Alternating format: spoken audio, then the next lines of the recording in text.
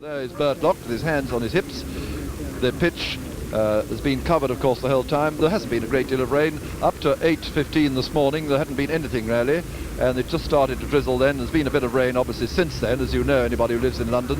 But the pitch itself, of course, perfectly dry, and the surrounds just a little bit greasy, which is the only reason why they aren't starting promptly to time. There's the 30 weight roller. And there's the gentleman who is 74 not out and on whom England's hopes rest so much, Geoff Boycott, who I saw last night, who's absolutely dead keen, of course, on getting his first Test 100 and making it possible for England to win this match. The one thing that England don't want is any waste of time due to bad light or rain. They need all the time they can get to try and make, shall we say, another 300 or another 270 or so, and so set Australia something over 200, 220, 240 to get, which might be difficult. It might not. This wicket should take a little bit of spin on Tuesday. And of course Colin Cowdrey, a tremendous amount rests on him. We've got to have a big innings from either himself or Ken Barrington or Peter Parfitt. There's Ken there. Again, he was in very good form last night. They all had a very restful Sunday. I also saw the great man Freddie Truman, who, still pinching himself, couldn't really believe he'd done this wonderful job of getting 300 Test wickets.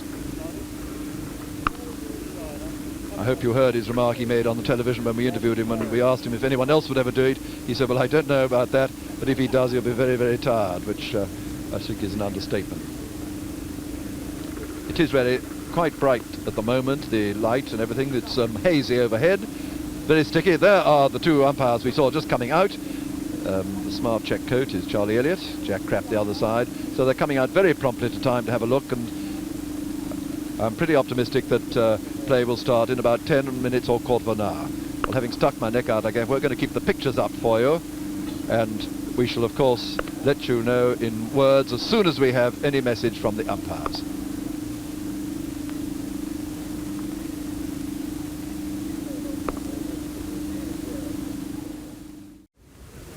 And as you see, it's good news. Play is going to start. There is Bobby Simpson leading out his men, followed by Bill Lorry. The gates, of course, have been opened, the wicket has been rolled, and England have lost a vital 15 minutes, because every single minute's going to count if England's going to have a chance of winning this match. It's got to try and get at least a run a minute for most of today and set Australia something like 220, 40 or something like that to win. And here are the two vital men at the moment. Geoff Boycott, who is 74 not out, leading, followed by Fred Titmus, who is still to get off the mark, who came in as night watchman. England 65 runs behind still. And the first job, as I know Geoff Boycott knows, is to get rid of that 65 runs and then begin to get a lead as quickly as possible.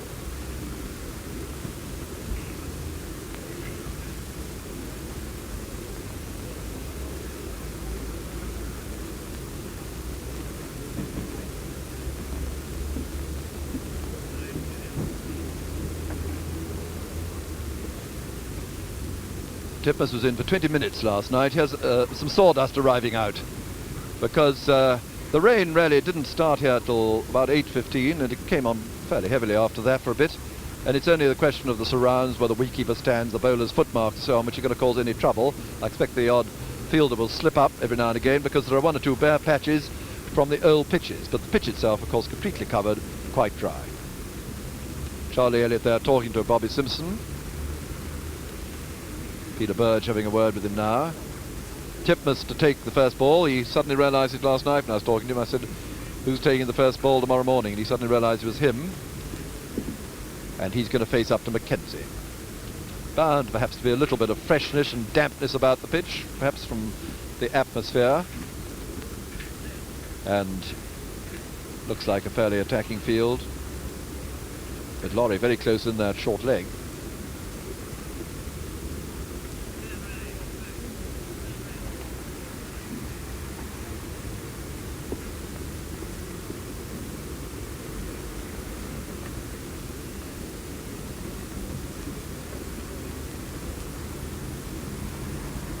So here it comes now. Oh, well, you've heard me say, oh, someone trod on my headphones. Nearly pulled my ears out. It was our old friend Richie Benno who's turned up here this morning. Typical digger action, that. Good morning, Richie. Good morning, Mr. Compton. It's just pacing up and down here waiting to grab the microphone, so I'll give it to him, Brian. I'll come back with Peter later on. Righto, here's the first ball. Good morning, Richie. And England now 64 runs only behind. Titmus off the mark after 20 minutes, and Neil the fielder. And you'll notice Laurie running across, coming away from that short leg position for Boycott to go into the covers there to stop this stroke of his off the back foot, which is one of Boycott's favourite strokes. So there's no short leg close at all, but Brown Booth is just by the square leg umpire.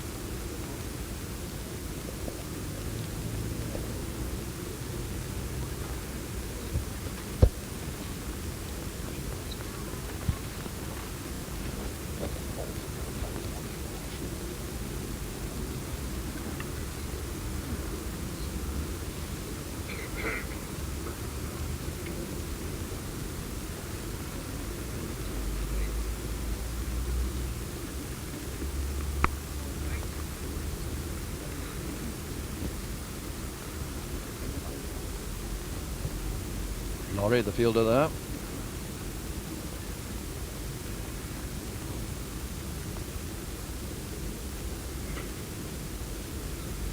Jack Kraft, the umpire, up the far end.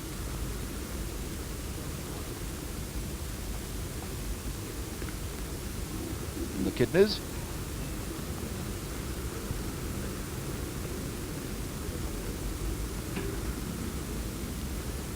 Tom Vivers, the fielder down there at long leg. No run, of course.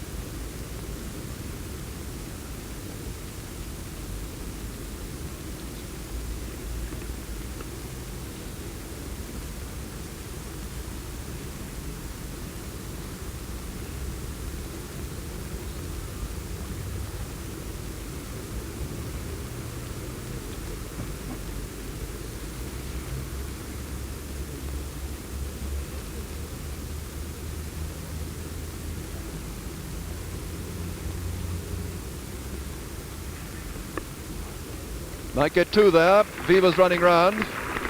Yes.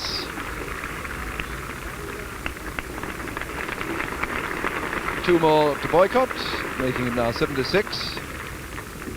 And at the end of the over, I think we'll bring in our friend Dennis Compton to find out if he was captain of England, what would his instruction to his batsmen be? What sort of target would you want for today? Well, first of all, Brian, good morning, everybody. And I hope we can bring you some good and bright news from the English camp today, and furthermore some entertaining cricket. Now, I think once the boys get their eye in and get a good sight of the ball, I would like to see them play their shots throughout today. If we lose, well, let's lose by setting a very good example. But this is our only possible chance of winning. So I would like to see something in the region of about 300 runs scored today by the Englishmen. So that means, in fact, that we've got to have one or two of our players, batsmen, making big innings. Geoff Boycott firmly entrenched now and played beautifully on Saturday night with 76. I hope we can see a fine innings from Colin Cowdrey. Long overdue now, and I'm sure if he did really find his form, it would give everybody immense joy. Thank you, Dennis. And we're going to see Neil Hawke bowl. And these were the two who were bowling at the end last night. We had Hawke from this end and Mackenzie from the far end. This will be Hawke's 19th over. He's had 32 runs scored off him, and Mackenzie's bowled 16 and has taken 2 for 50.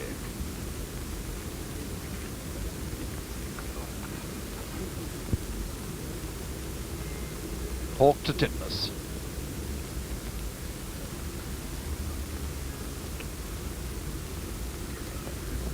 Titmus, of course, who opened up at Trent Bridge so valiantly at the last moment when, remember, John Edridge had to withdraw on the morning of the match.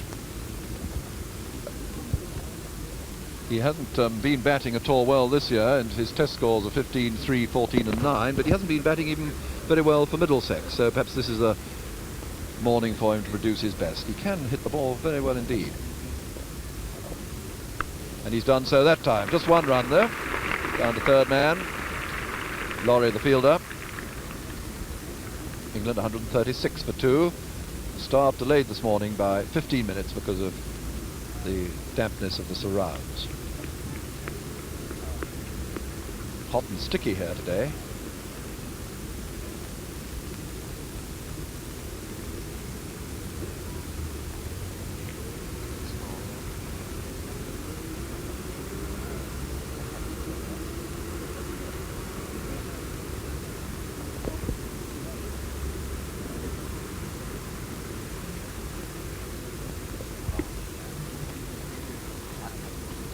Going right down the leg side. Peter Burge picking it up.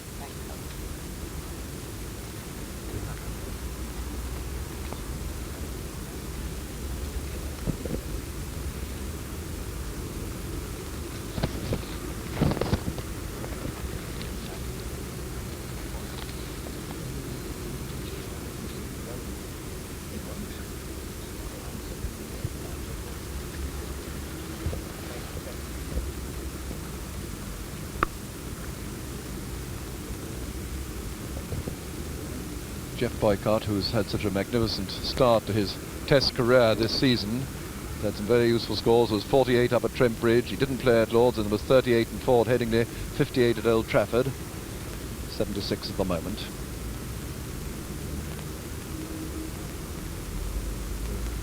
Mackenzie behind him there. He took it away all right. I don't know why it is, but there seems to be a little life this morning, which was certainly missing on Saturday. Maybe it's the damp atmosphere. Of course, as you know, the rain hasn't affected the wicket because it's been entirely covered. But that was rather a nasty delivery, only just short of a length. And Mackenzie bowled one too in his first over, which got up rather nastily. It was very damp here this morning when I came down, and it's very sort of just drizzly, and it obviously has affected the top of the grass a little bit, although it's had a mow today. One came back a bit. You can mow every alternate day, remember, in Test matches. Mowed on the first morning, then on the Saturday, then on the Monday. One man meant to mow, Brian. Yes, you only need one man for this one. They have a wonderful little mower. Sort of thing I'd like on my lawns. Very light, but cuts very finely. So 5 runs then added this morning. Number 1 Boycott, number 8 Titmus. 60 runs behind.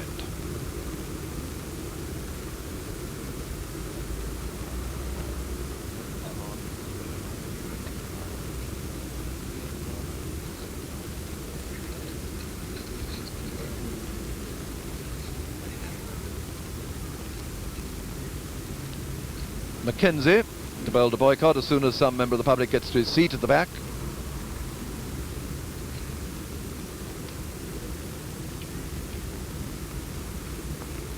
That's nice. That's his square one, which has evaded Laurie, though. It's finding it a little bit difficult running over the slippery surface there. They've taken 2. I must say Boycott plays that stroke beautifully. Takes him up to 79, 139 for 2. Yes, he gets away from the ball and he gives himself plenty of room in which to play the shot. He's a fine player off his back foot.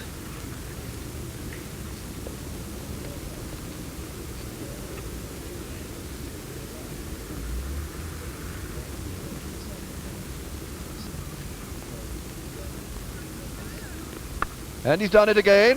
And that one's going to go down for 4 runs. Yes. Hawke couldn't quite get done.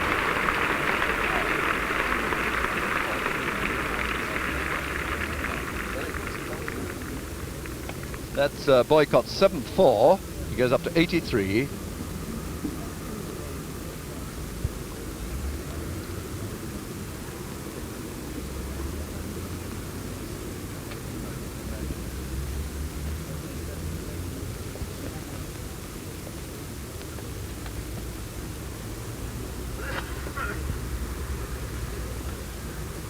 Laurie is in much the same place. He hasn't been placed any squarer at cover.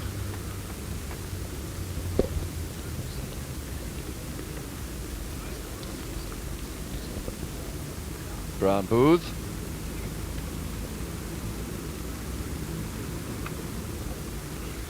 Brown Booth and two of the others went along to the theatre on Friday night, had a good laugh. They relaxed after their hard work out batting there. They don't get a lot of theatres at home, the Australians.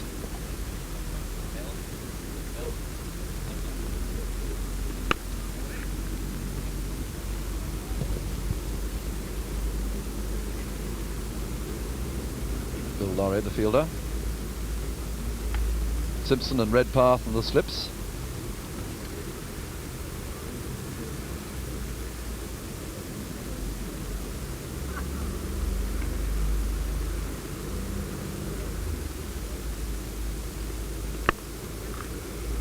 Notice how he watched that one right onto the bat.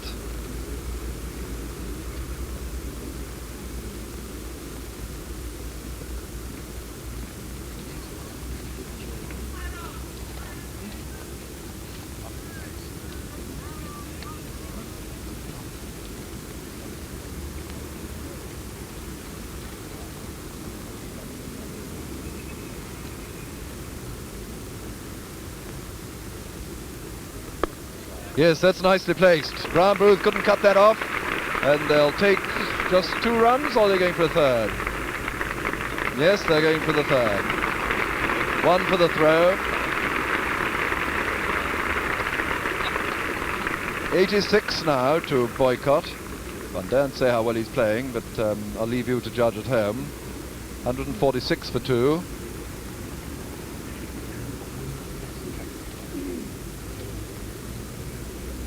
Very hot and sticky here at the moment, but the clouds are high in the sky. Let's hope the weather forecasters are going to be proved dead wrong.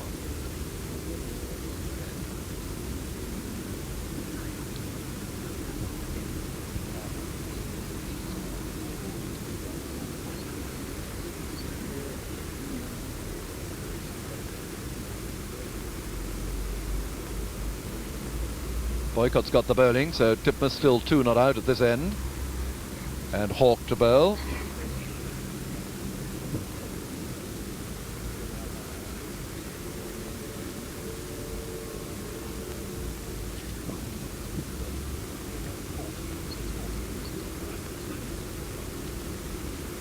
England now 51 runs behind. That's Ian Redpath there at forward short leg, coming away from the slips. So there's a strong leg side field now with a backward short leg, a mid-wicket, a mid-on and a long leg.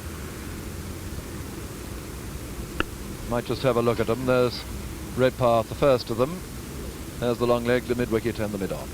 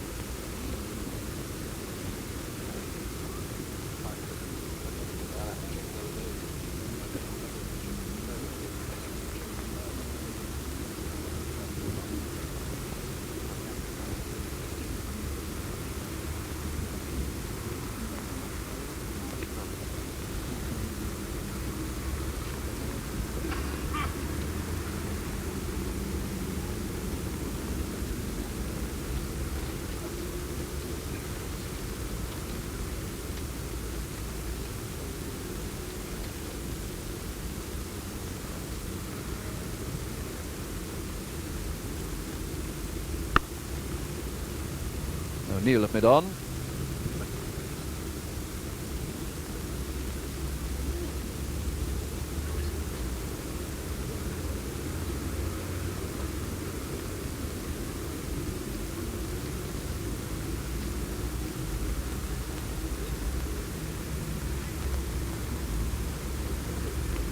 Off his hip. And once again, in case any club cricketers are watching, they always get a bit puzzled. You can't run unless you make a stroke in first-class cricket. And there's a note to that. It's Law 30, and there's a note under the regulations of first-class cricket which makes exception for first-class cricket, although it is carried out also, I understand, up in the leagues up in Yorkshire. But basically it's meant to be for first-class cricket.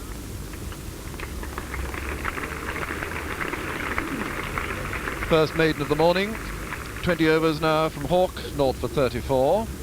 Number 1 there, Boycott. Number 8, Titmus. And I think Simpson is going to have an over himself, is he? He hasn't had one so far in this innings. Let's have a look. He's got the ball anyhow.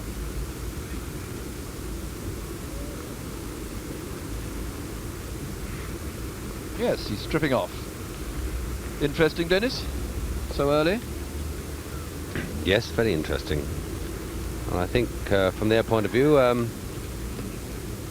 chance worth taking. Very useful leg spinner, Bobby Simpson. And he has a very deceiving and deceptive googly. If he drops it, then he could give us a little bit of trouble. Yes, I suppose it's fair to say that Fred Titmus is probably not so happy against spin. No, he's not. Well, he's not out too, facing up to Simpson now.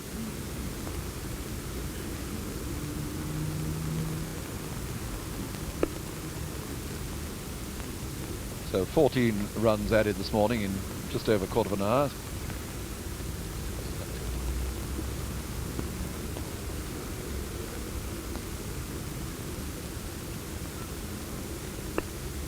He struck a length straight away.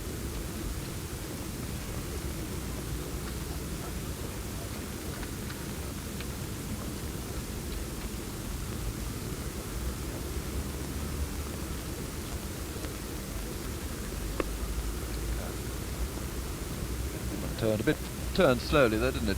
Yes, and it was a little bit on the short side. Freddie Titmus had plenty of time which to see it turn and play it off the back foot. That was a better length.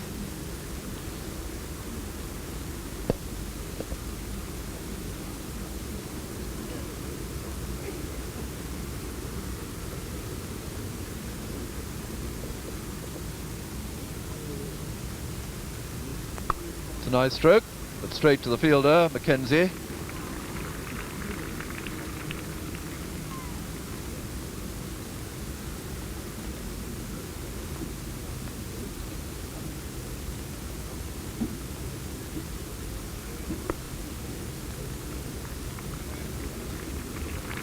Well, that's a good start for Simpson, a maiden.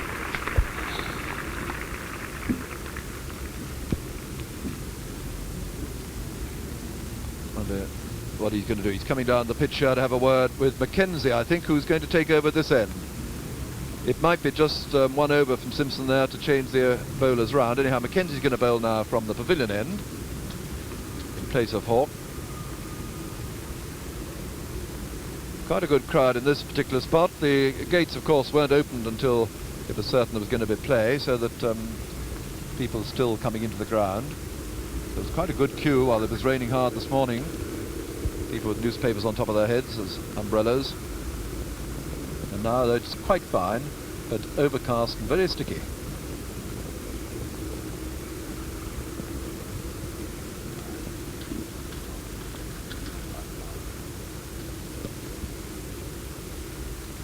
Mackenzie to Boycott.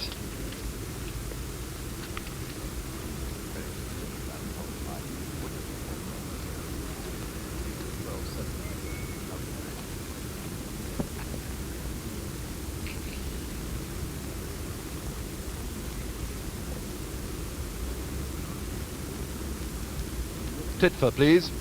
Looks to me as if Geoff Boycott, either like someone sitting behind a lady with a big hat asking someone to remove their hat, or he wants one for himself. I think he wants to put on a cap. Well, someone's wearing a hat which I don't know if it's some member in the pavilion.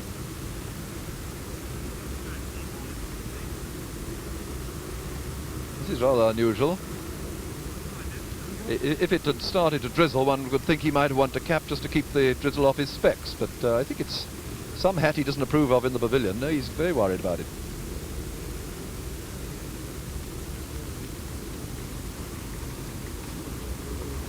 If it has just begun to drizzle, and I think perhaps it may have, we're just checking outside the... Just a tiny spot coming down. It could be it's getting on his specs. He wants to wear a cap. Yes, that's it. There we are. That's Colin Driver, who's 12th man. There's Norman O'Neill acting as carrier. This is it. It is drizzling a tiny bit. But it's very, very fine. But our weather forecaster here, Dennis Compton, says it looks very bright at the back. As it's coming from the front, it doesn't make much difference there. But still, thank you very much, Dennis, for that interesting forecast. Oh, you are in great form this morning, Brian. Yes, his England cap with the crown and 3 lions, and he's just wiping the specs there, so he'd obviously got a little bit of trouble there. 1 or 2 problems wearing specs. You can also get an awful lot of glare, I think, overseas, Dennis. Isn't this so in places like India? And it is a bit difficult. Yes, South Africa and Australia. Can be. I know Mike Smith has had a little bit of trouble, I think.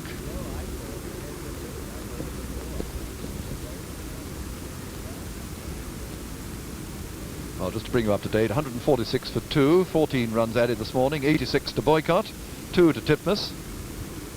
England still 51 runs behind.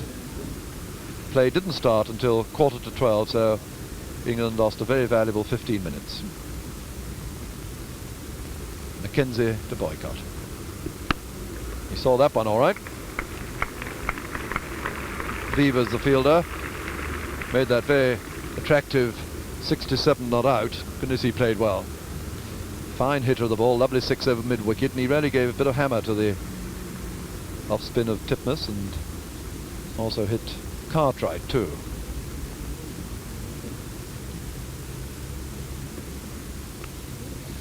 That one was quite high, as you could see that Wally Grout had to take it over his left shoulder up the top. Gets quite a bit of lift.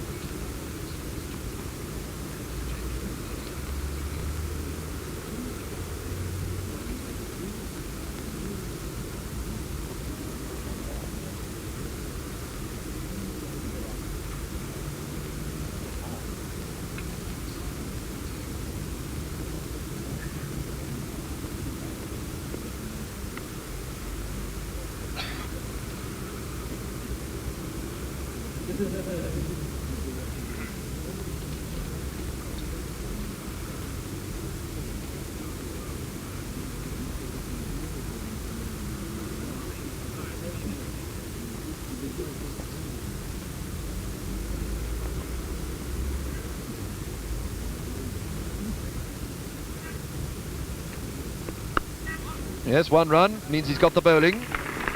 O'Neill fields 147 for 2, 87 Boycott, 50 runs behind, and it looks as if Hawke is going to go on the other end. So here to take up the commentary now is Peter West. Good morning. Before I sign off, Peter, I know you to be such a punctual person, but this morning I found you were 5 minutes adrift. Perhaps you'd like to explain to the viewers why you were 5 minutes late. Well, now, steady on, Dennis. Don't rub it in. Absolutely true. I didn't miss any play. I've been giving evidence in Romford Police Court this morning in connection with the theft of my car a year ago. The last thing the magistrate said to me before I left the court was, do you think that play will start on time? He seemed to me to have a proper sense of priorities. And I would like to assure him that it was only 15 minutes late. And the Essex Police are marvellous. They gave me every assistance to get here.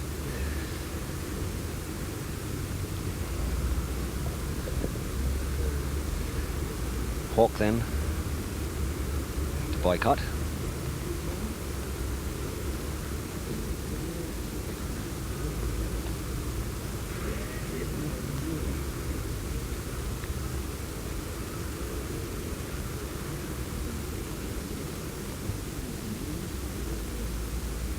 Boycott's had much the larger share of the strike in this partnership, according to Ross Salmon.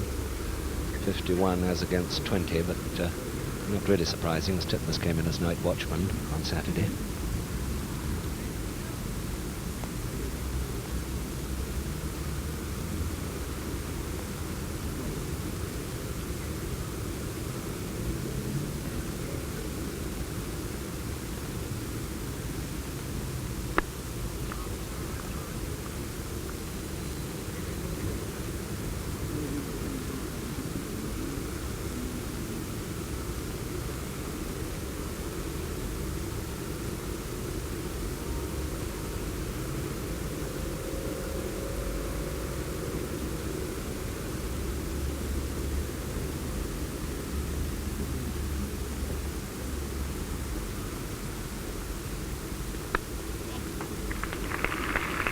One run, reducing the Australian lead to 49.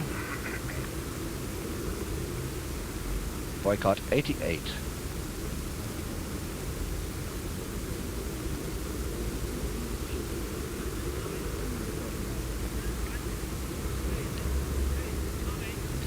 Bobby Simpson asking cheerful cricketer Tommy Beavers to come round a little squarer at long leg.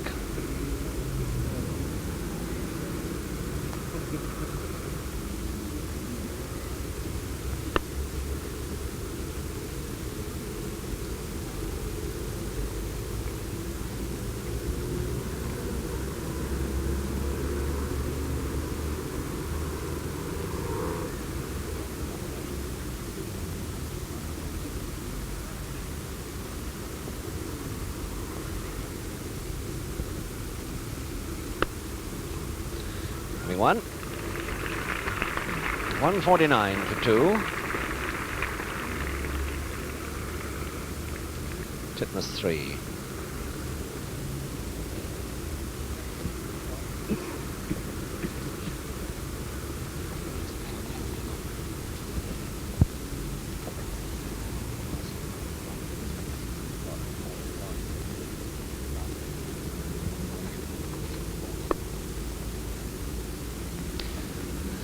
.49 for 2 then. 3 to Titmus and 88 to Boycott. A lot of mail this morning. I'd like to thank all the correspondents for writing to us. We're absolutely inundated with it, and I don't suppose we'll be able to get round to answering them all in person. Do our best. But Boycott there, one query this morning. When last did a player wearing spectacles regularly open for the England side? Now, Dennis, Paul Gibb was with you in South Africa in 38-39, apart from Mike Smith, of course, in more recent years.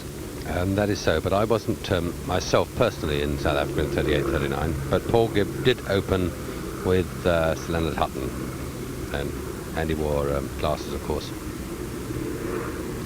I'd forgotten, I thought you were on that tour. No, I was asked to go, but the Arsenal Football Club at the time.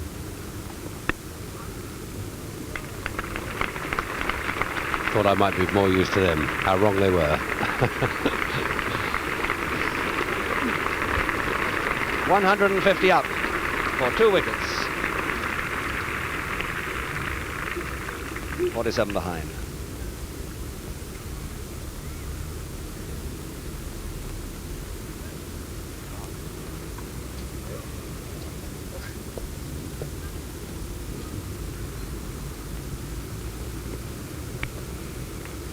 Dennis has now handed over to Richie. Richie, we were trying to answer a query from a viewer this morning. When last did anyone wearing spectacles regularly open for England?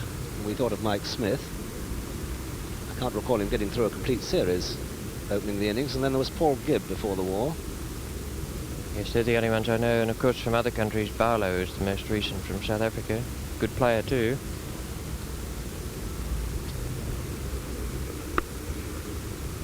He'll cause some of the England bowlers some trouble in South Africa. Good stroke player and a good courageous player. Rather interesting. I doubt very much if ever in a test series before 2 bespectacled batsmen have opened the innings for opposite sides, as will happen in South Africa with Boycott and Barlow.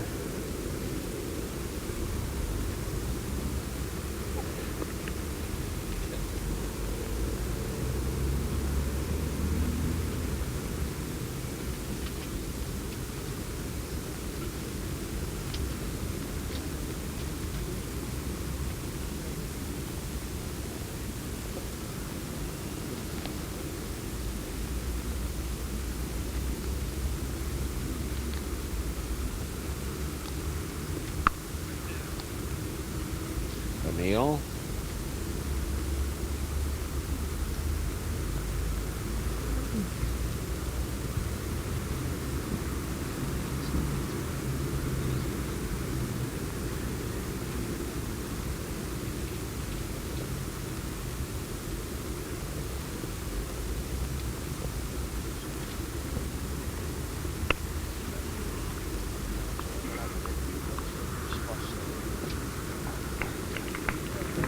One run off that Mackenzie over. He's now bowled 19 overs, 4 maidens. 2 for 61. Boycott has made 88. Titmus 4.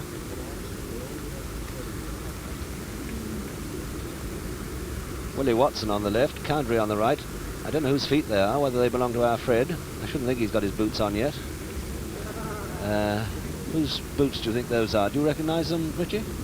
I haven't seen those feet before, Peter, no.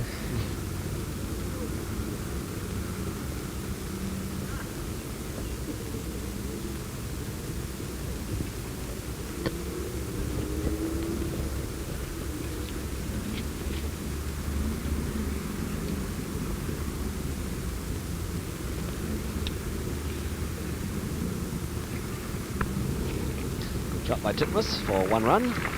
Now to Booth. 151 for 2. Titmus this morning has made 5 in just over half an hour. And Boycott 14.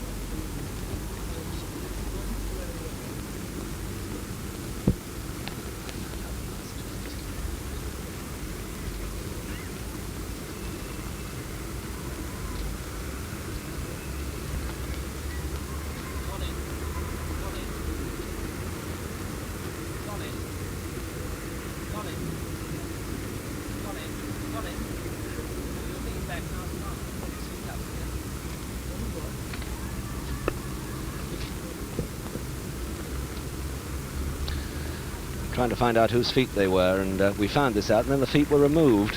So I've been shouting down. There you are. I've just been shouting down. Ah, Peter, we wanted to find out whose feet they were. Now we know. There he is.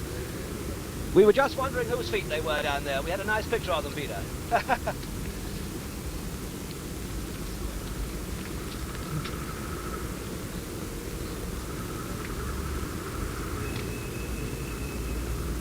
$151 for 2. Hawke, 22 overs, none for 37. 88 to Boycott, 5 to Titmus, and Mackenzie from the pavilion end.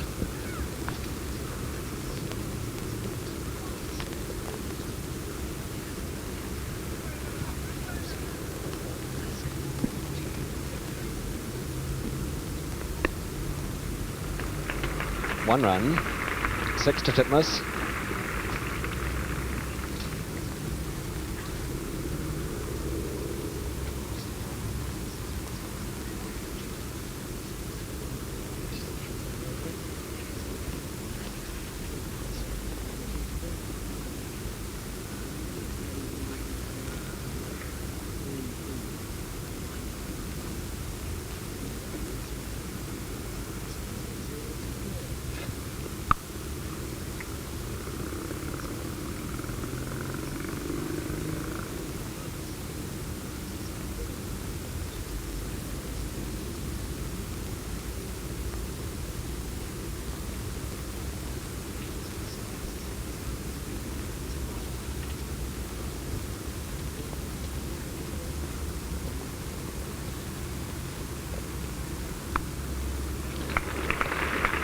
One more. Laurie at third man. 153 for 2.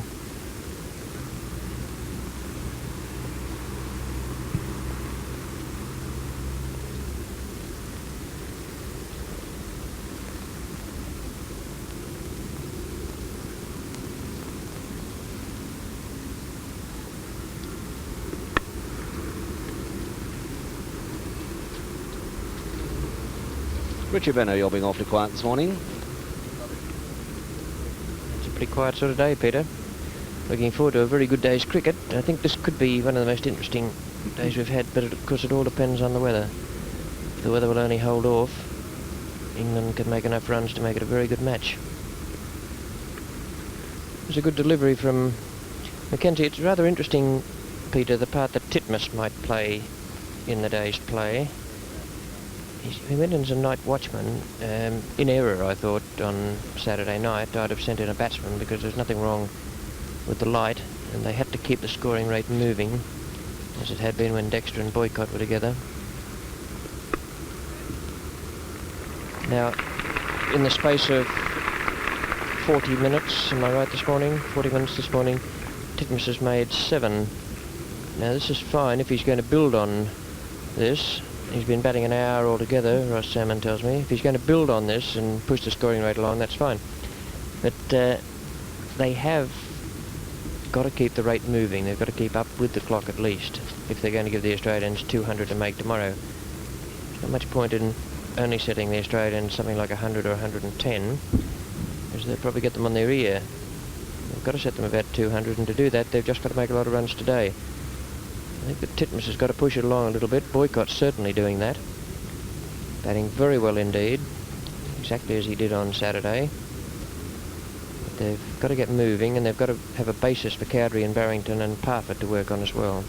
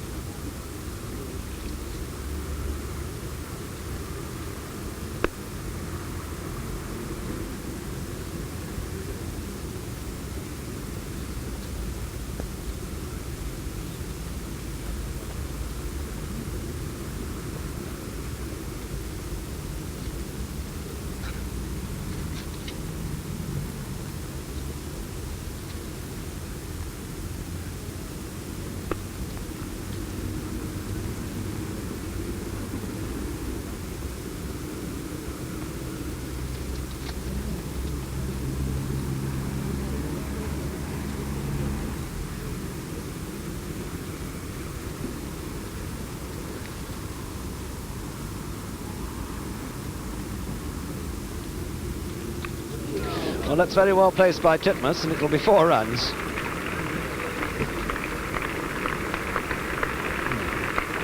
Good old-fashioned inside edge, picked up by Vivas. Hard luck on Hawk. 158 for 2. Titmus having a look at the edge of his bat. Geoff Boycott wanting just 11 for his first Test match 100. And as everybody is saying this morning, how well Geoff Boycott has played. Neil Hawke now has bowled 5 overs this morning for 9 runs. 4 of them off the edge there. Mackenzie always a little more liberal with runs.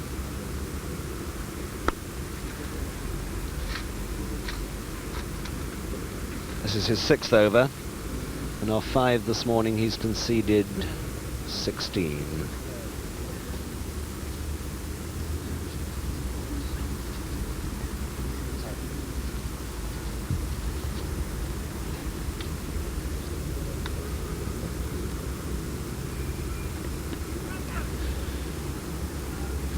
Missing the leg stump, I fancy. Good delivery.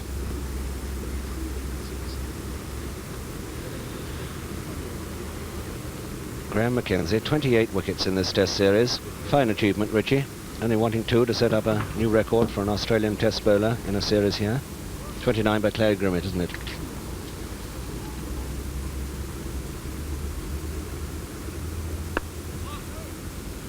Yes, he's done very well.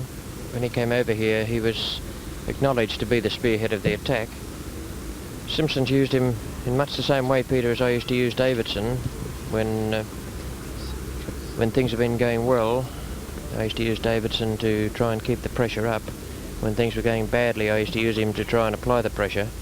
And Simpson's done much the same with Mackenzie on this tour. In fact, what it amounts to is that at every possible moment in a Test match, he's had him on bowling, and the young fellow's responded wonderfully well. I think it is Grimmett who has the 29. Bill Johnston got, what, 28 in 1948? Lindwall was up there. Been some great names up round about the mark, but no one's ever quite got past the 29.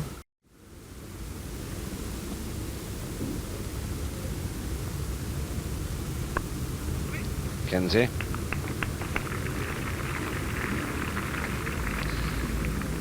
Mackenzie about 10 yards back. Get a foreshortening effect on that particular shot. Redpath is about 4 yards off.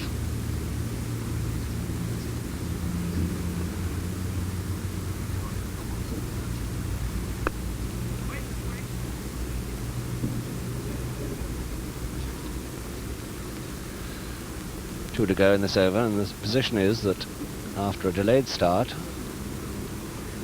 quarter of an hour late, in 47-48 minutes by the oval clock this morning, England have made 27 without loss.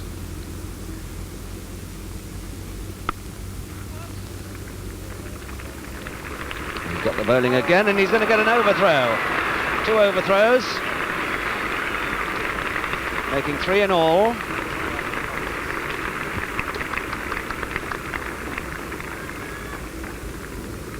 Crowd enjoying the fun. So, that's now 30 runs added this morning. And the difference between the two sides is now exactly 35. Boycott 93.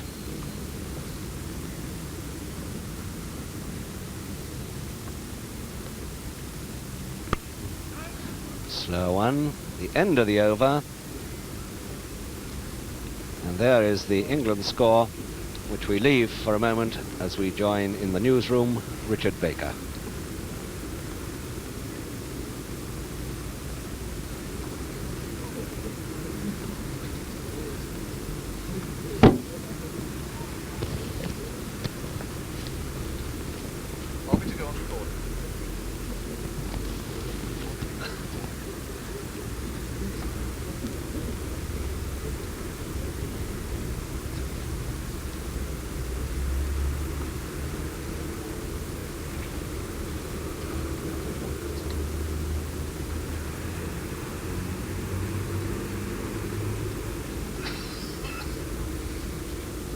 Mackenzie to Boycott.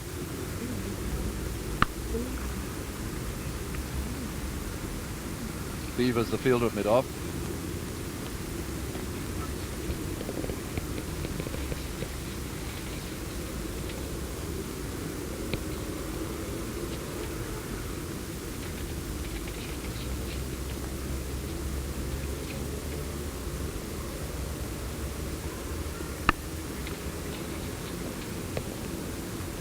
Round Booth. Two interesting deliveries, Brian. Both at what we might term about half rat power. Mackenzie might be preparing for one really quick one in this over.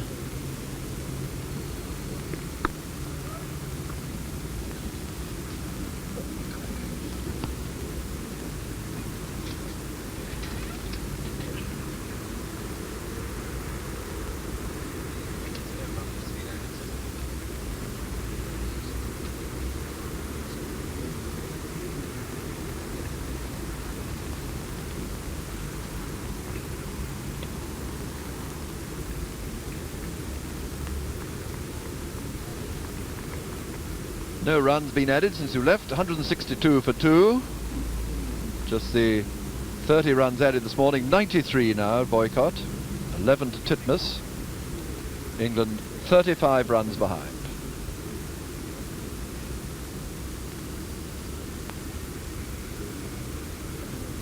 Mackenzie bowling. Nice full pitch, and it's coming up for 4 runs. That makes him 97.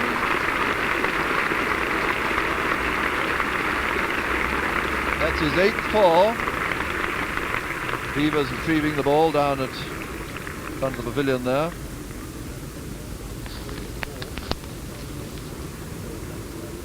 Boycott's first scoring stroke down towards long off. 97 now.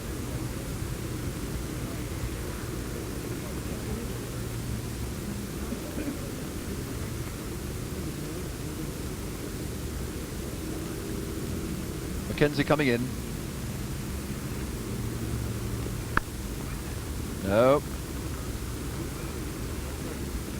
O'Neill fielding there in the covers. So that's the end of that over. 166 for 2.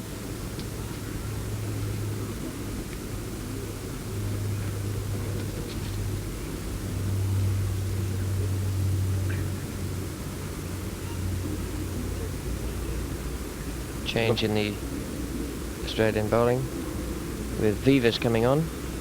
Simpson just placing the field for him now. So that Hawke has bowled 24 over 7 meters, 0 for 44. Mackenzie 22 overs, 2 for 68.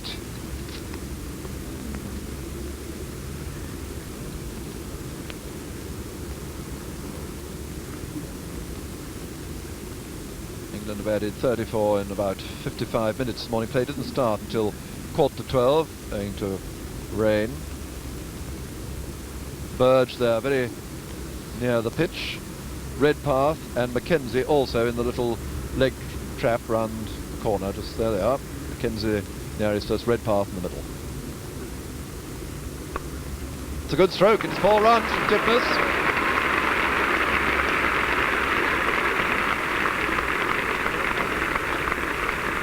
That's his second 4. A nice short one for him. He's pretty good off the back foot there with his cuts. 170 for 2.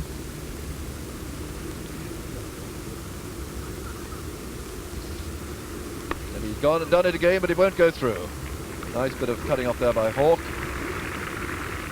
Wasn't quite as wide. He had to step back, try and give himself room to do it.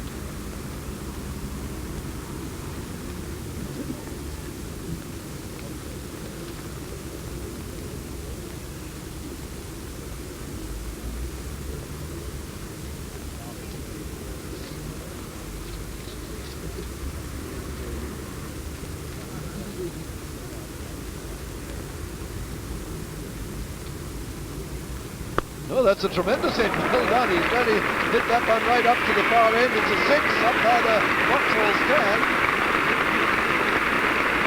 Oh, well. That's the first 6 of the innings. Remember, Beavers got one on Saturday over mid-wicket. What a lovely stroke that was.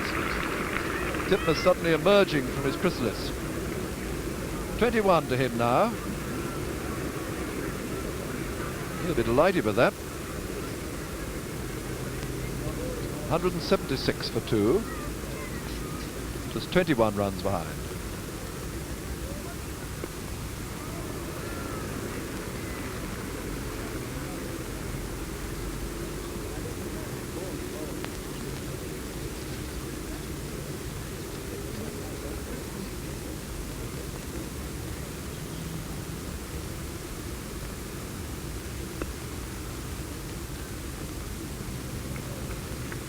Ten off that over.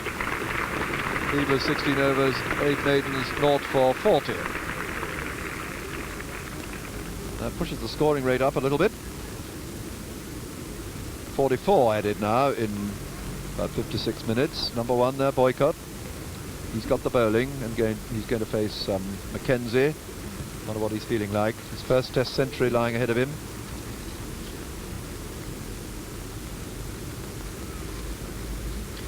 He sent for a cap earlier when it was drizzling, but he's discarded that now. It's just hot and muggy at the moment. Here it is. Mackenzie coming in. They get one there. Calling the fielder. 98.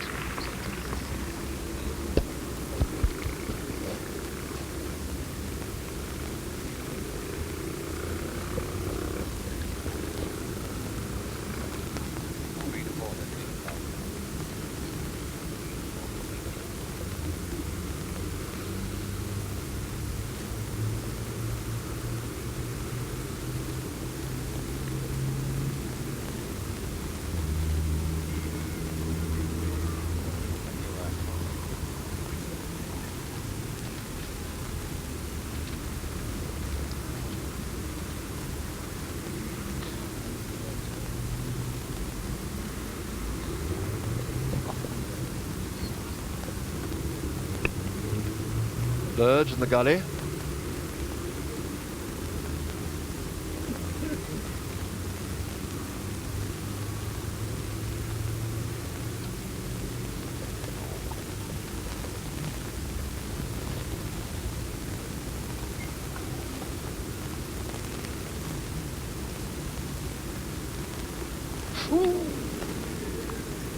Yes, a bit close.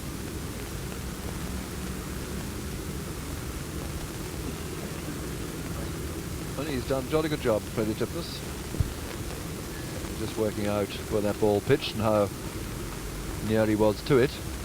So he takes leg stump or just outside it, then moves in a little bit as the bowler comes. Moves right across.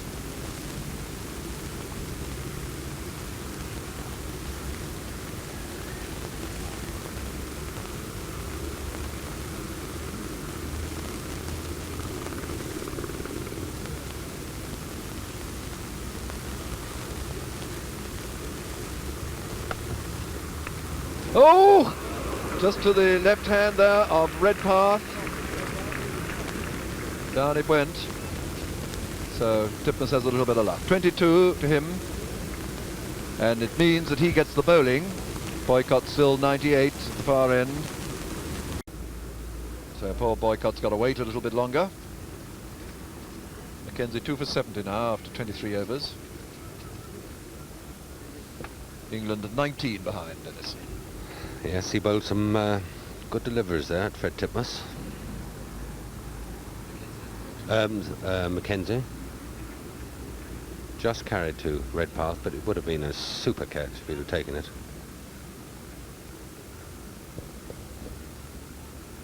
Beavers coming up for his second over from the Vauxhall end. Notice Burge has been removed from that short leg position and Laurie's been dropped out at long on. Rather wide. Burge is at mid-on, Laurie back towards the Vauxhall stand.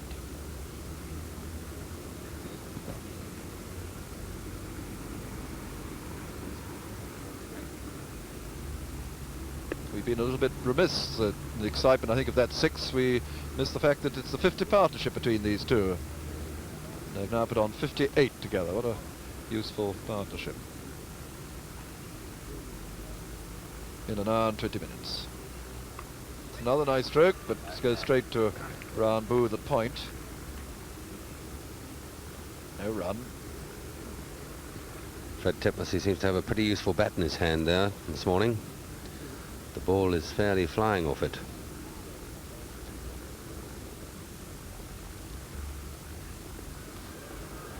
I mention this because in the first test match at Nottingham, when he opened the innings, I had his bat afterwards, and I must say it sounded like a banjo when I used it. Perhaps it was the chap behind it, maybe, but didn't seem a very good one.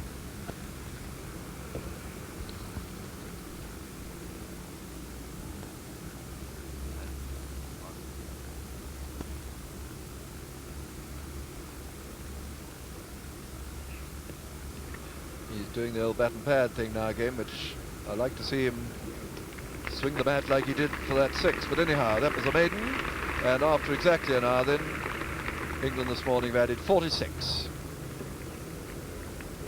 There's Beavers after that maiden, 17 overs, 9 maidens, north for 40.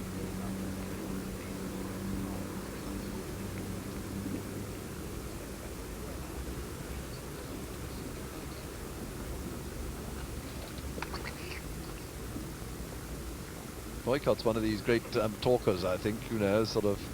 Oh, he's giving Titmus a little bit of instruction, I think, telling him what to do. Well, I suppose he's #1 batsman. Anyhow, here he is, 98 not out, and calling to bowl to him in place of Mackenzie. First over of the morning. He's just had 5 in the innings so far, 0 for 19. Couple of slips he's going to have there. Simpson going up the second slip, but a big gap there, no gully, you'll notice.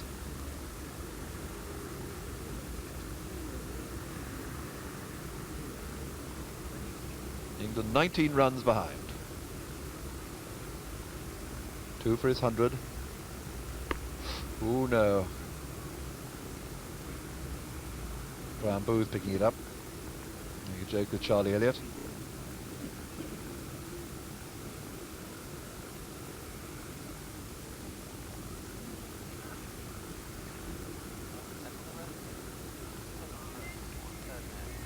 Calling has got Boycott 3 times. He got him once up at Trent Bridge and twice at Headingley.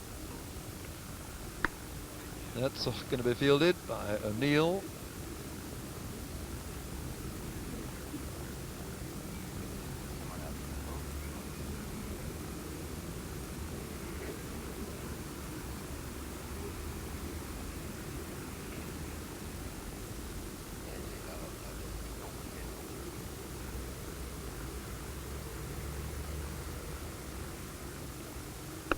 No.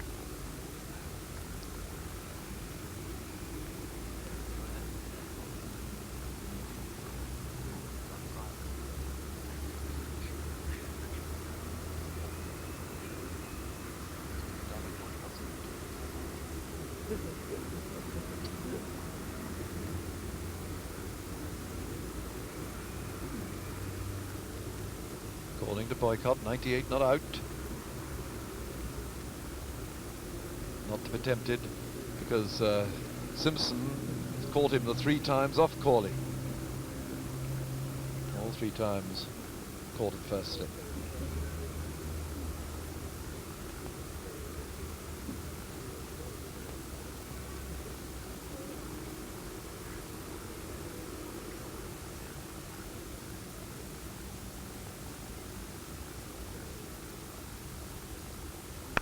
That's it. Yes, he's 100. Boycott's got 100 for his first test 100. And how pleased and relieved he looks. Well done, Geoff Boycott. A really magnificent century. And what a lovely shot to get it with, too. He leant back there and hit it square past O'Neill for 4. Well, he's smiling away, and he must be very, very pleased with himself here. Heaved a terrific sigh of relief then, I don't know if you noticed. It's taken him just a couple of minutes over 4 hours. He's hit 9 fours.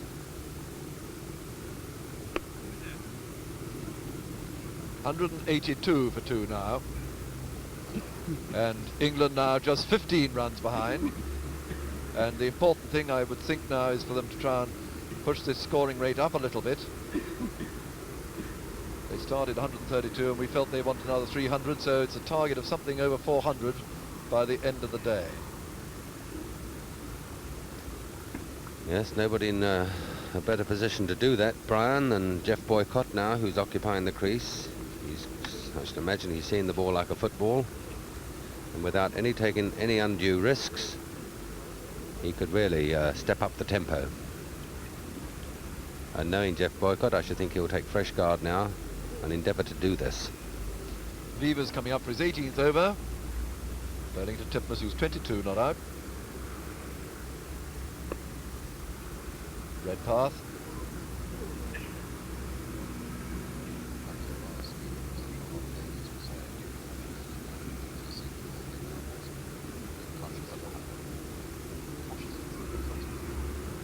Dennis, that remark of yours just now about seeing a ball like a football, I'm sure a lot of lady viewers be interested in the answer. Do you consciously think it looks bigger? And do you feel definitely is? After you've got about 100? I would say yes, after you've reached 100. Psychologically, batting becomes a very easy task when you pass the 100, on assuming it is a good wicket, of course, and this one is. Terrible thing to think that I shall never know how easy batting is then. I don't think I shall ever get 100. No, as I said before, Brian, I couldn't fancy you to get 100, old boy, after your exhibition the other week. Another run. 183 for 2. And But Boycott now have the cap on again. I don't know if it's just started to spit with rain. Protect his glasses. Just spitting with rain, yes. So this is just to stop the rain getting on his glasses. He's 102. Titmus has gone up to 23.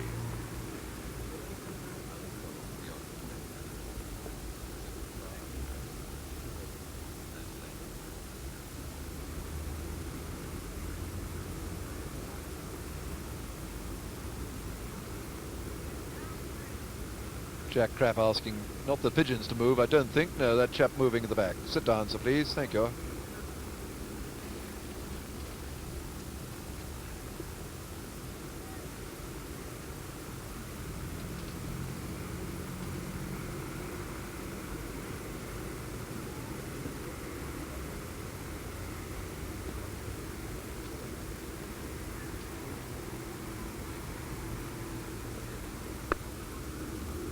Laurie, the fielder.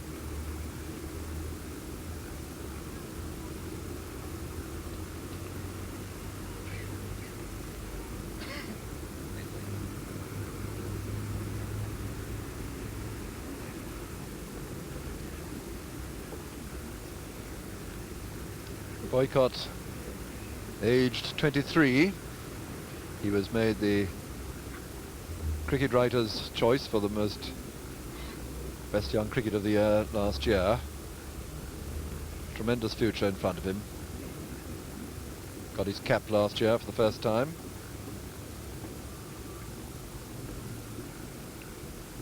Titmus facing, calling. 23 not out.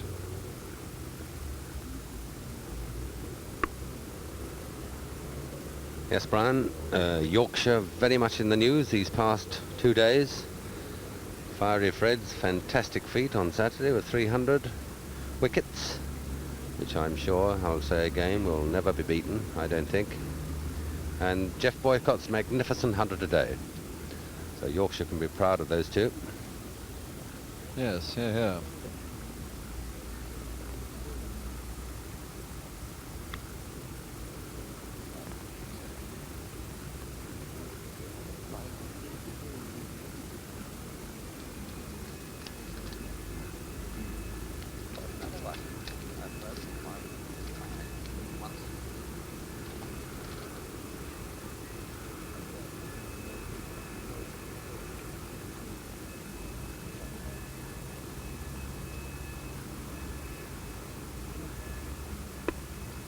Yes, well taken single. O'Neill trotting in on the leg side. Burge trotting in, not O'Neill.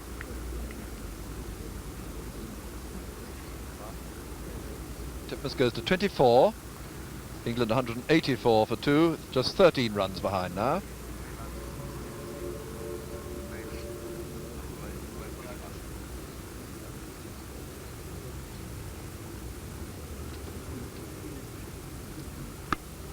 It's a nice stroke, fielded by Brian Booth.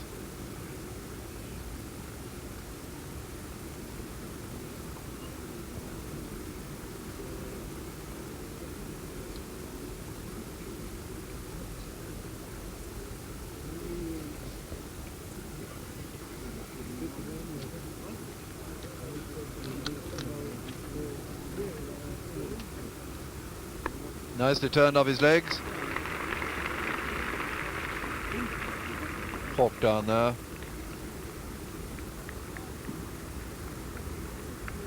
$103 now to Boycott. 185 for 2.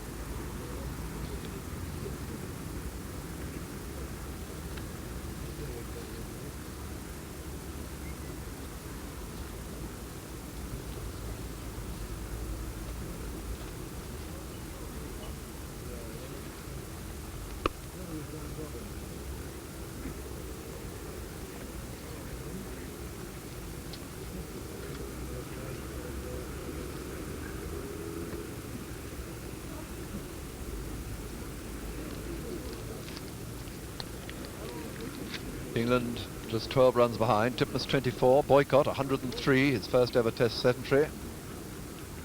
And I would think the forerunner of a great many more.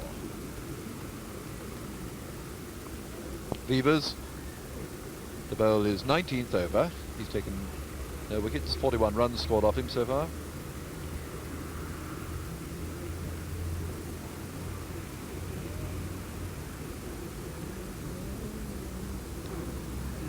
Bowling to Boycott. Red path.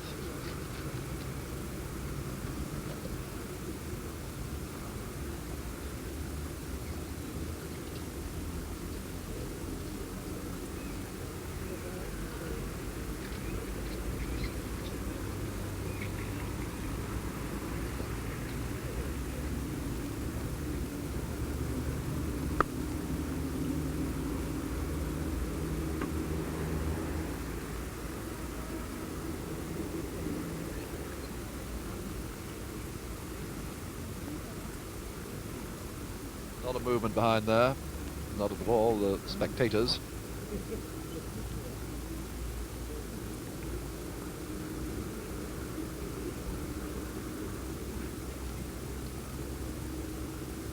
Wally Grout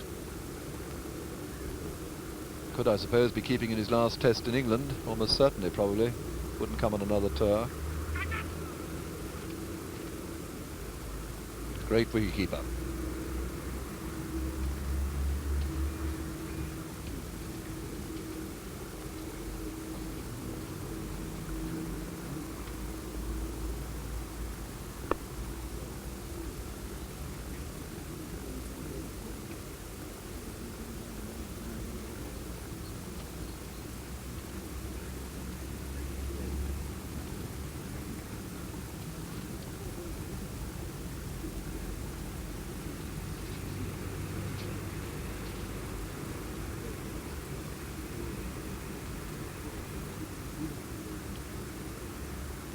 Beavers his second maiden of the morning.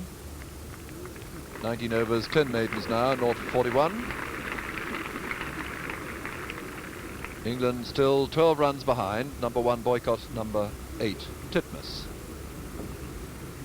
Play didn't start until a quarter to 12, so they've been going now about 74 minutes. And they've added this morning 53 in that time. I think the important thing again is for them to try and get this scoring rate going.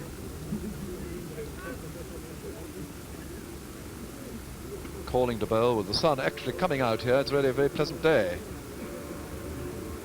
A few little clouds, but they're pretty high up.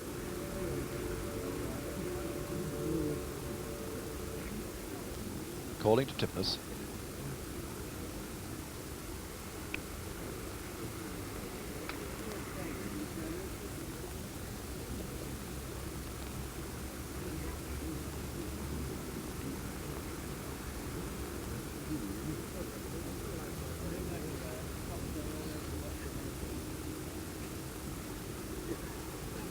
viewer Neil gets from cover of Titmus.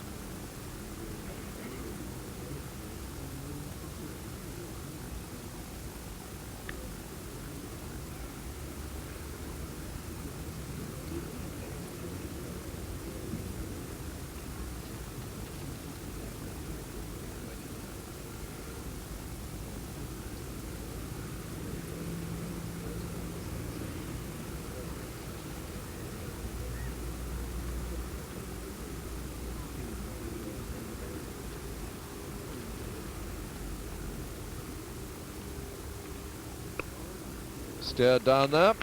Phil Laurie, the fielder. One more to Titmus. He goes up to 25. 186 for 2. Great hitcher up of his trousers, Titmus. Always hitches them up just before he bowls. Perhaps it's just as well if he thinks the fields are coming down, but he perhaps might tighten them up a bit.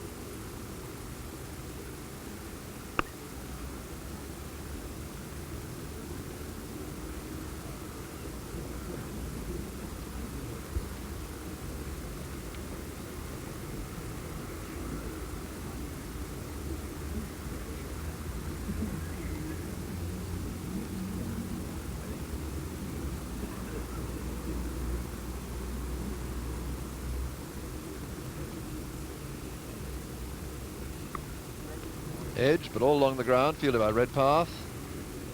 End of that over. 8 overs. 0 for 26, just the one off that. England then still 11 runs behind. Boycott 103, Titmus 25, and here until lunch is Peter West.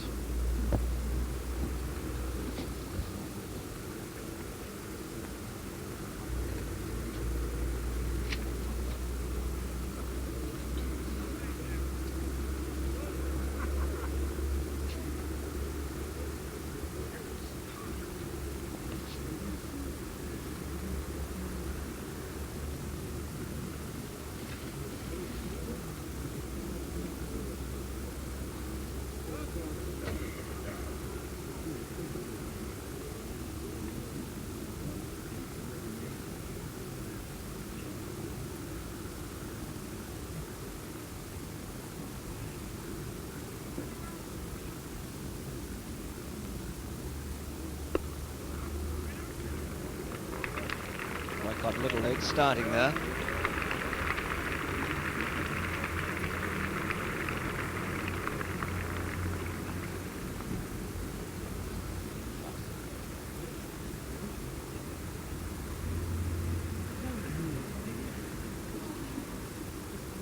.26 to Titmus.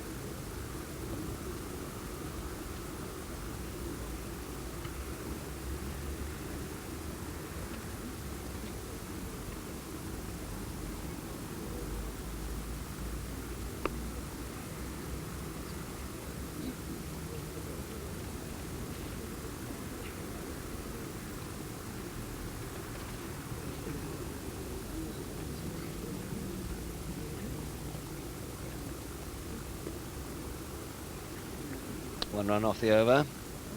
55 runs scored this morning by England without loss in 80 minutes of play. Late start at 11:45. Cowdrey, Barrington, both of them padded up. Ted Dexter and Civvies, Peter Parfitt, Colin Dryburn, the Middlesex skipper, 12th man. Ted Dexter's playing with you on Sunday, isn't he, Dennis? Haven't you got a match up in Newmarket? That's right, yes, at Mr. Stanhope Joel's 11 at Newmarket on Sunday, and we've got Fiery Fred playing, and one of the English selectors, Willie Watson. So it should be a very, very interesting game.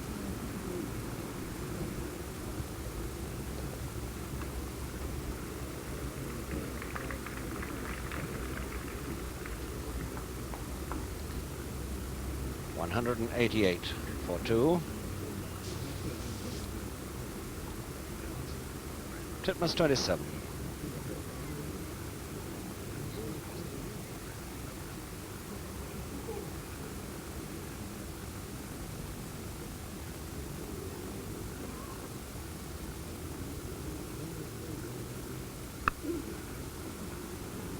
No run.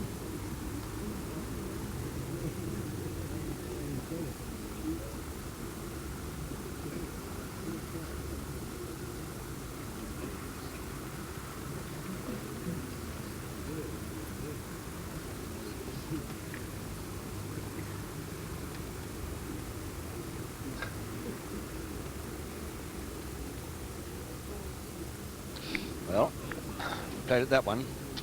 Only 6 singles in the last quarter of an hour since Boycott achieved the magic 3 figures in his, well, the first time in a test match. So I'm sure he's anxious to push it on a bit, Dennis. He must be well conscious of the need to keep it moving.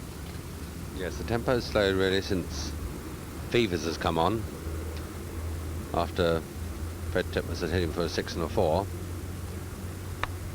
That's a good stroke, well stopped by Norman O'Neill at cover point. I think this is only, though, just a temporary lull. I'm sure, as you say, he'll be very conscious of getting after it after lunch.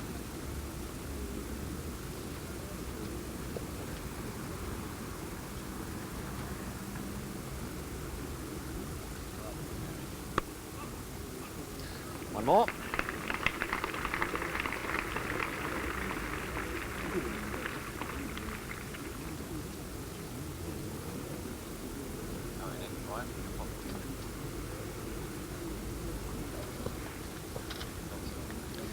.189 for 2. Boycott 104.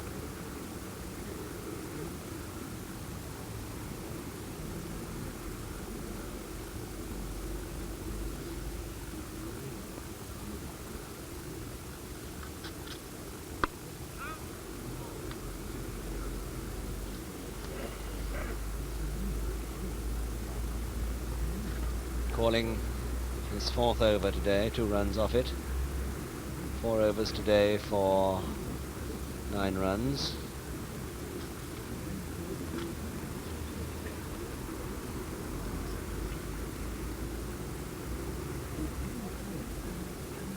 Mackenzie has bowled 8 overs today for 24 runs.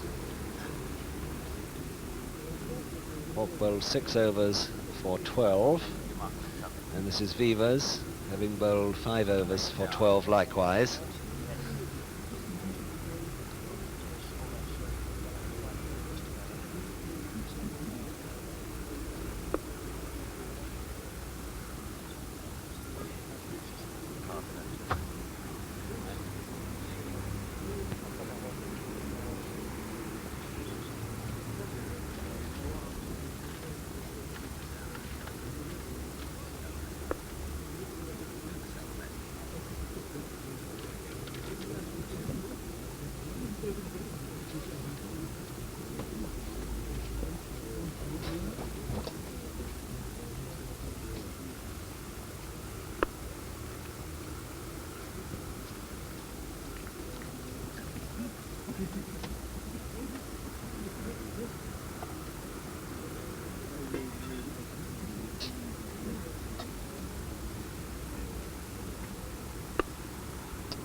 It's 4 runs.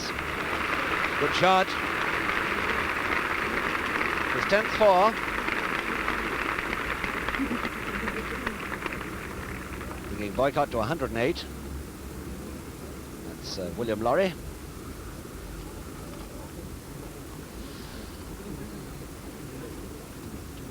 Fourth shot played by Boycott to that particular part of the boundary. 193 for 2.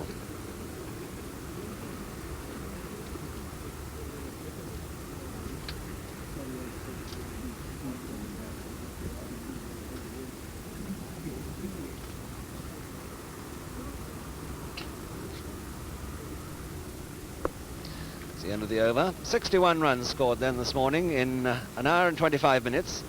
A late start. Richie Benno has joined me again. Richie, how do you sum up events today so far? Well, it's been a very good morning. Boycott's played wonderfully well. Titmus has, after a very, very slow start, kept the scoring rate moving. And England are going along very well in quest for victory.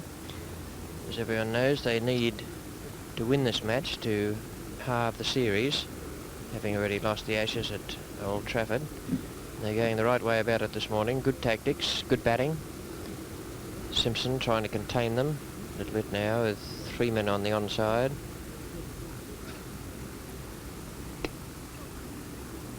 In an arc from just behind square leg to mid-on, 1 man down at long leg, 2 in the covers and a deep third man. Not having a great deal of success in doing so. Boycott's played very well. Delightful square cut that brought him his century, first century in Test cricket, and a well-deserved one too. And Simpson has used his pacemen for much of the time, calling operating now.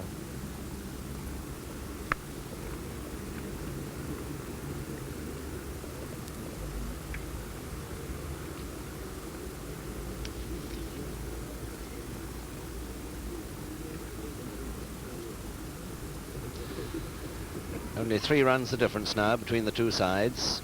3 runs and England are level.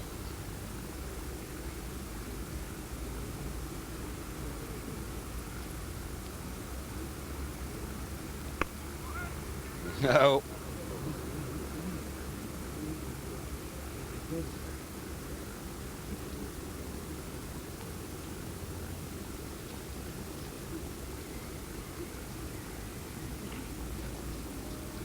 The wind has changed right round today. Calling now bowling into it. More or less into it. I should think the wind is coming in over Redpath's head at second slip.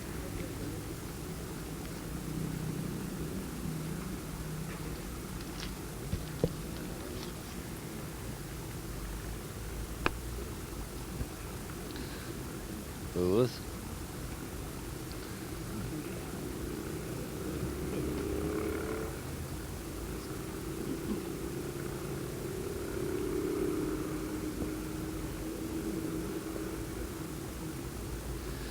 Well, I wouldn't like to say which wind the wind is blowing. It's blowing about all over the shop this morning.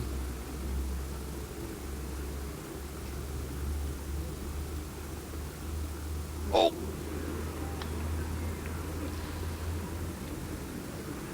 A bit close to that, but he's got to go for his shots.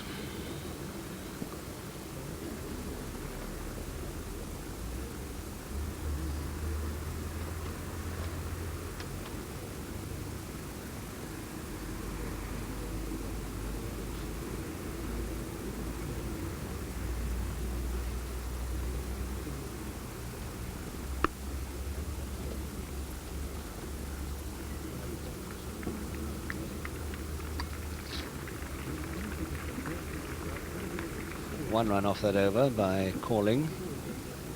10 overs, none for 29. Bobby Simpson had 1 over this morning to enable his pace bowlers to change round. He bowled it at the far end. Geoffrey Boycott, if you missed it, got his 100 with his splendid square cut, as mentioned a moment ago by Richie, at 10 minutes to 1.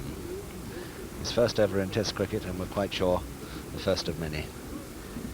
Cheerful Vivas coming up for his 22nd over. 46 runs off him so far. Bowling at Titmus, who's made 28. Titmus was still to get off the mark when play began this morning. Boycott has moved from 74 to 108.34. Nice footwork. Just the one to Laurie. And it's just a little to the right of that. Titmus, about half an hour ago, startled Peter Burge, fielding at short mid-on, or forward short leg, with a magnificent 6 over mid-on's head. Long, low, raking shot.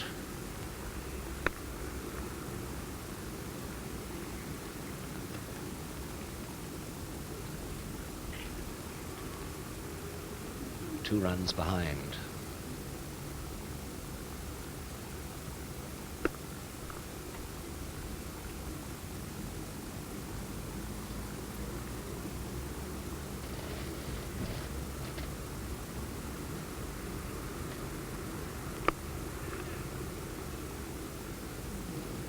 Beaver spinning the occasional ball, but the pitch not seeming to be playing too badly at all today.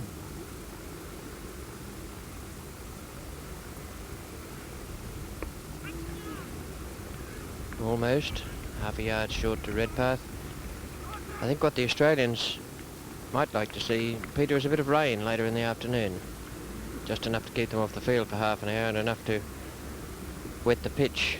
I suppose when they woke up this morning, they weren't all that unhappy to see the weather a bit cloudy and overcast, give them a chance to bowl in reasonable conditions. Well, Richie, I'm afraid there's no chance of rain at all. I'm awfully sorry. It's going to be a bright, sunny afternoon. Well, I don't think that'll matter. It certainly won't worry me. I'd much rather sit here and watch some good cricket as it's been than sit watching the rain pelt down on an uncovered strip. Titmus, after that slow beginning I mentioned, has kept up the scoring rate. He scored almost as many runs as Boycott this morning now.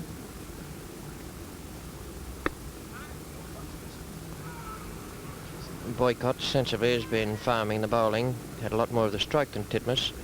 Titmus has taken the opportunity of cracking the loose ball. He's taken most of his runs from some very sensibly played strokes.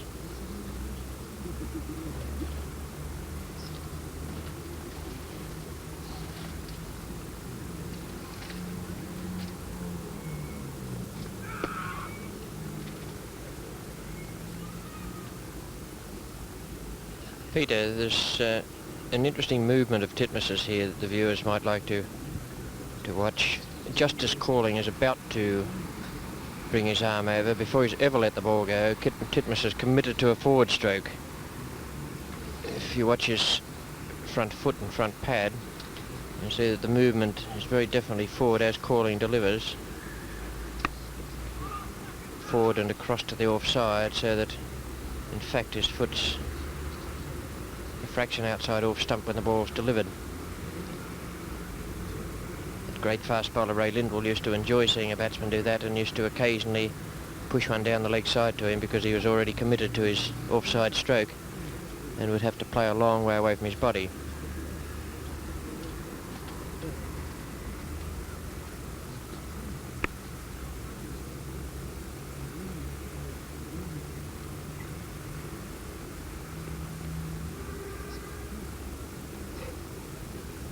Another interesting thing about Titmus, he really has struggled with a bat this season.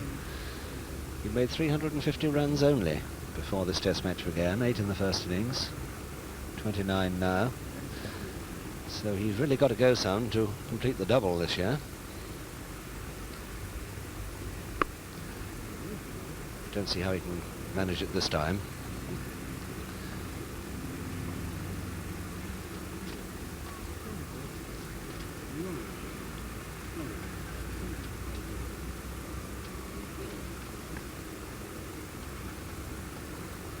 Calling was bowled pretty steadily this morning with a little bit of movement in the air.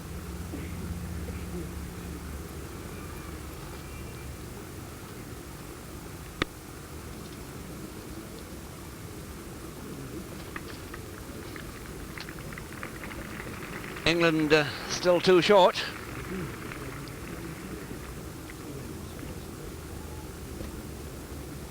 It's a very good effort for them to get up to this stage.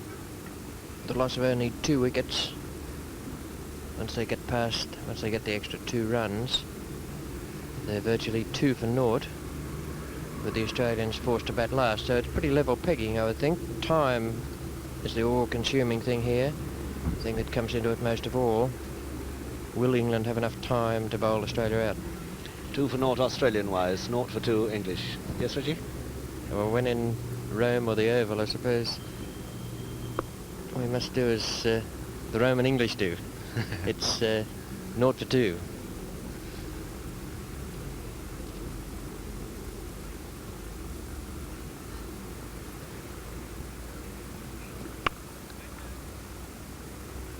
Hawke in the covers.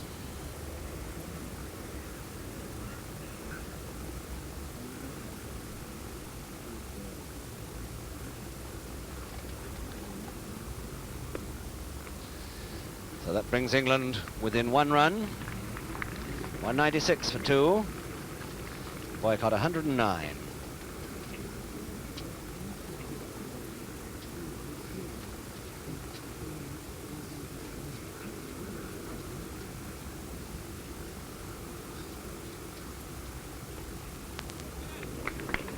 Kenzie.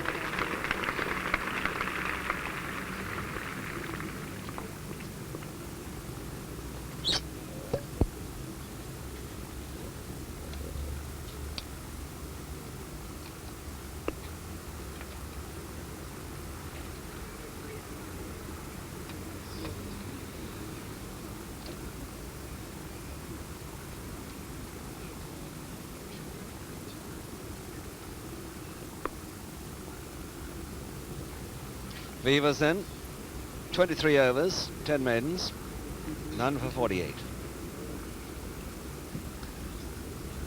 Titmus has made 29, all of them today. Boycott has moved from 74 over the weekend to 109 now.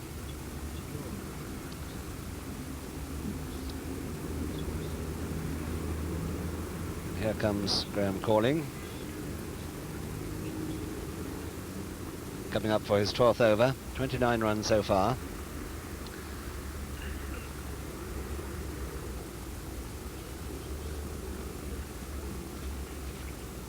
Boycott, who made his first Test 100 just about 4 hours. Just a shade over it. That's it, 197. Level pegging now. Means now that Australia has to bat again, Peter.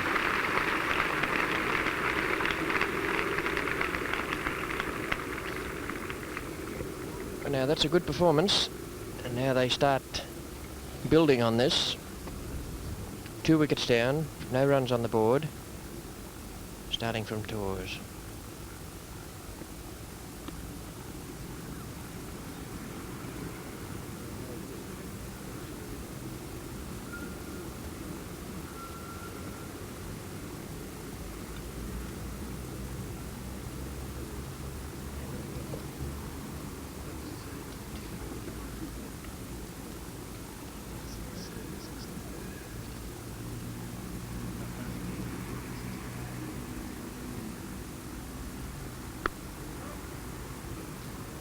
.65 this morning, Richie, in an hour and a half plus 10, isn't it? 100 minutes, just short of that.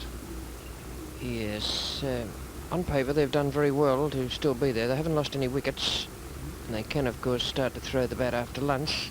I think perhaps they're just a little bit behind the clock and behind what the tactics call for. That is just about the spot I was talking about where Lindwall used to operate to these fellows, Peter. When they're committed to that front movement, you can see there that Titmus had to play right across his front leg, and he was playing well away from his body, trying to push it down to fine leg there. Lindwall was a master at that.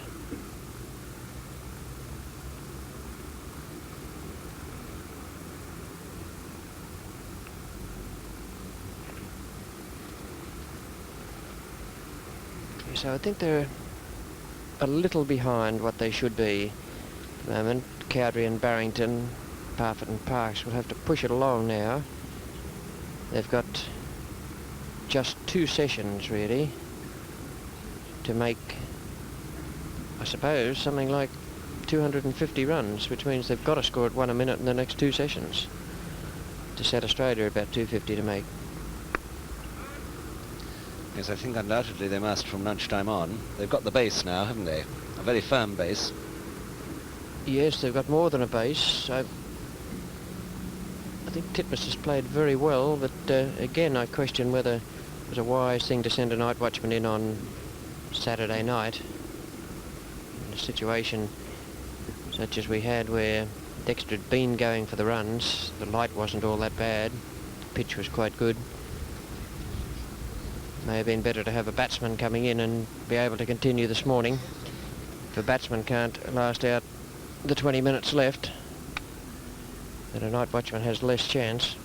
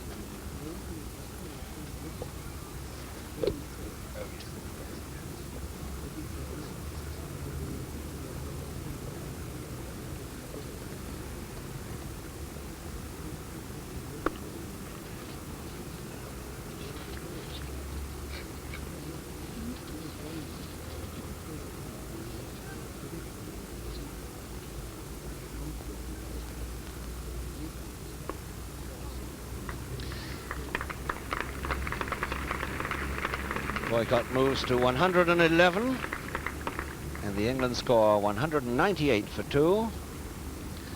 And just to remind you, if you've this moment come in front of a screen, England are 1 run ahead, 1 for 2 now, looked at in another way.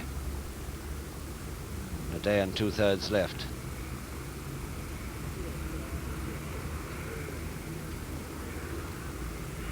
Off the pad. Get one more over, I think.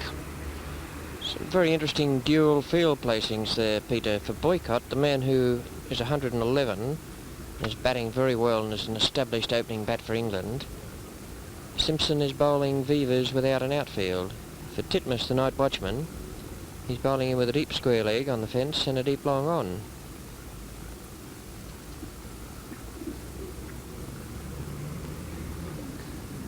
Titmus here has chanced his arm now and again, just rarely, against Vivas, with some bold hits on the leg side, including that one really splendid low raking 6 over the top of the short legs. Calling now to Boycott. Boycott in this innings, when he has driven, tended to drive straight, but not to hit the off spinner with the turn, Richie.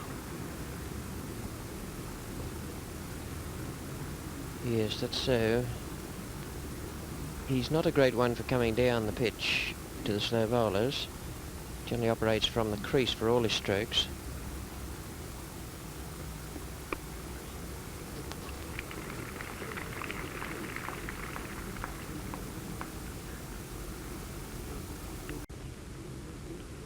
It's an interesting comparison there with the footwork of Boycott compared to the footwork of Titmus. Now, if we can only have Titmus make a single, so if you can see the difference, that Titmus, as I said before, does commit himself to this forward stroke across the stumps to the off stump, as you'll see here. There it is, he's there before the ball's delivered. Boycott, on the other hand, had a little shuffle of the back foot first, Peter, to take him across to the off stump with the back foot, and then he moves his front foot.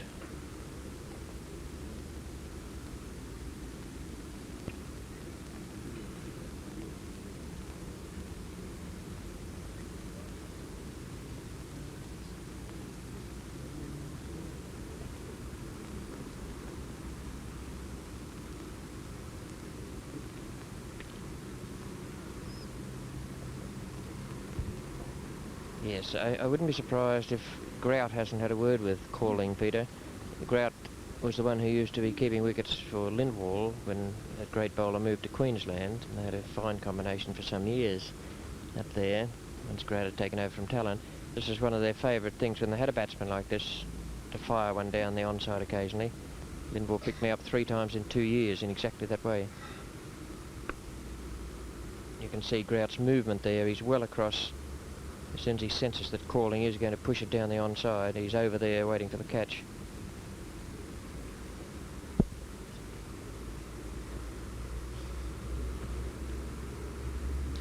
Wally Grout has certainly covered himself with distinction in this match. There was doubt whether he'd be able to play after a hairline fracture of a thumb.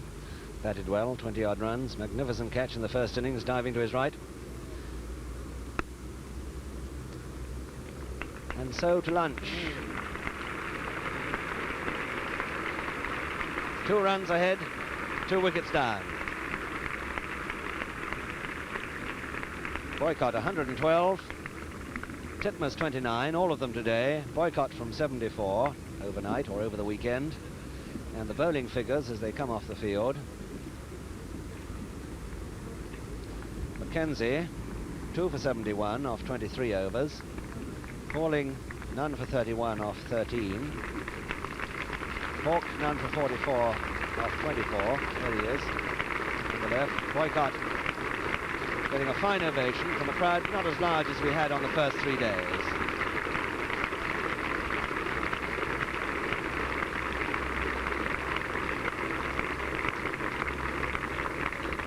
Beavers, 24 overs, 10 maidens, none for 49. Simpson 1 over of leg spin, which cost him no runs and enabled his quick bowlers to change ends. The weather is a little brighter than it was an hour ago. The forecast for the latter part of the day is not discouraging. Just a quarter of an hour lost first thing, a late start at 11:45.